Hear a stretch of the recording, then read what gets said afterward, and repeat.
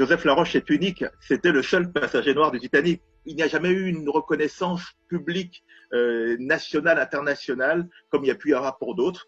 Et peut-être aussi parce que c'était quelqu'un qui était issu d'une minorité.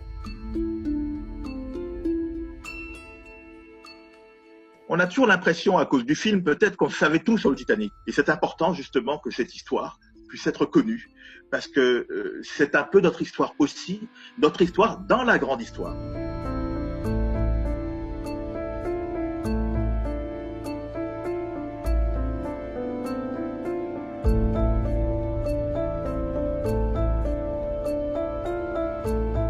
Joseph Laroche faisait partie de cette vague afro-antillaise qui s'est retrouvée donc en France dans ces années-là. Il a notamment tracé la ligne qui va de la porte de la Chapelle à la porte de Versailles.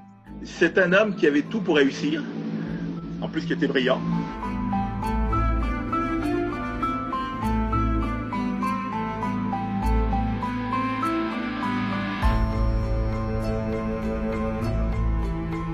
À cette époque en France, on vit des moments difficiles avec les eaux humains, avec toutes les attractions et tout le racisme qu'il peut y avoir donc autour des Noirs. Et donc pour Joseph, ça devient intenable. Il n'a plus de travail, il veut subvenir aux besoins de sa famille et donc il arrive à convaincre sa femme qu'il faut partir.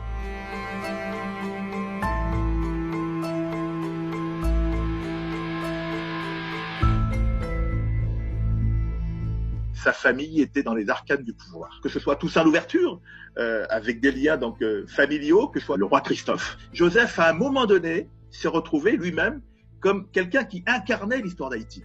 Et donc, c'est parce qu'il a voulu rentrer pour pouvoir travailler pour son pays, il est rentré sur le Titanic.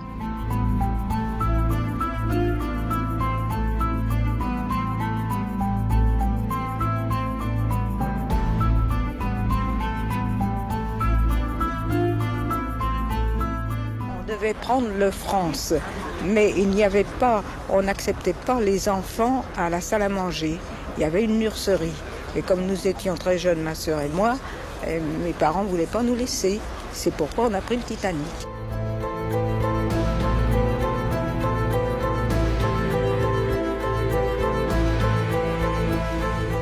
Ce qui est rare quand même déjà de voir un noir sur un tel paquebot, mais de le voir en plus voyager en deuxième classe. Donc il voyage dans des conditions luxueuses que l'on sait de ce paquebot. Et donc c'est un voyage qui se passe admirablement bien au départ.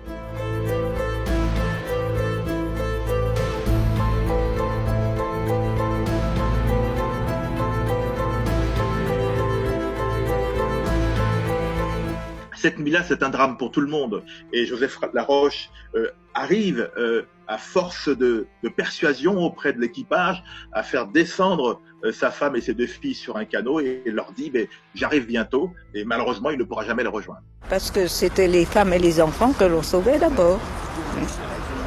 Et on a été dans un canot où on a passé la nuit jusqu'à ce que le Carpathia vienne nous sauver.